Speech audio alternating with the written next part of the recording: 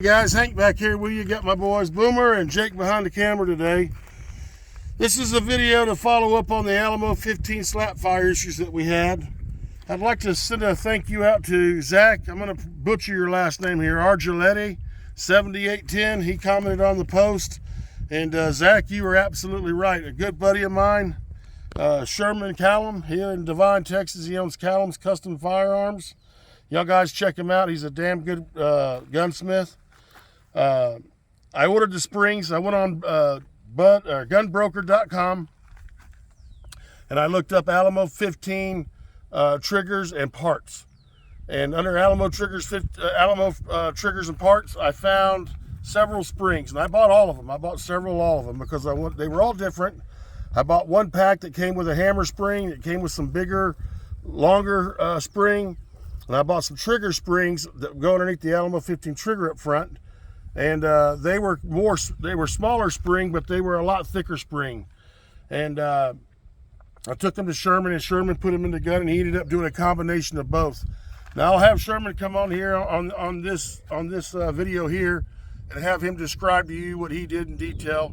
But Zach pretty much got it right. Zach nailed it. So the spring wore out, and I think what happened, guys, these weapons weren't designed to run this speed. They weren't designed to run this cyclic rate. They'll do it. They can do it, but the parts can't take that kind of abuse. These things are running really fast. This gun in particular, we did a lot of polishing and a lot of good stuff to it, and it runs a lot faster than most. So I think you ought to slow them down if you want to. I think you ought to slow them down just for the safety aspect of it, because you never know when this thing's going to slap fire, guys. Boomer had no idea when he just got done cleaning the gun and loading it up, and it slap fired on him. Luckily, it was pointed down at his bed. He knew gun safety growing up. I taught him that, and he knew to point the gun down or up, and that's what he did. And the only person that paid for it was his mattress.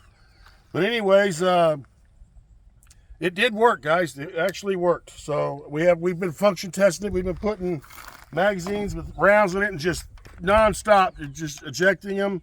We haven't fired it yet, but we're going to go ahead and fire it now. I would recommend, this whole time we had the slap fire issue, every time we had the gun on safe, it never slap fired.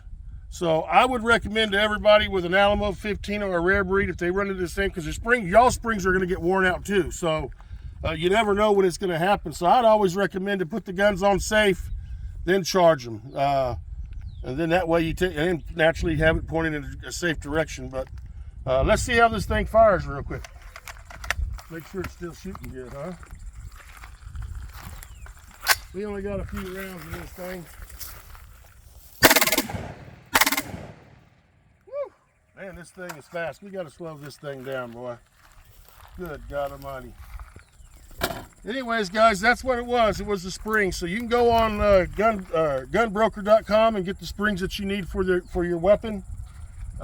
It was real easy. Well, I won't say it was easy to do. I was doing it myself. When you got two opposing springs inside there, you got to have the right stuff, the right equipment to put it all together. And Sherman over at Callum's Custom Firearms has all that, guys. So when you get a chance, look up Sherman on the internet. He's a good guy. You have any trouble or issues with any guns, this guy does it. He fixes all the stuff I can't fix, he fixes it. So we're going to do a review here. I'm going to do a separate video on the Utah's 15.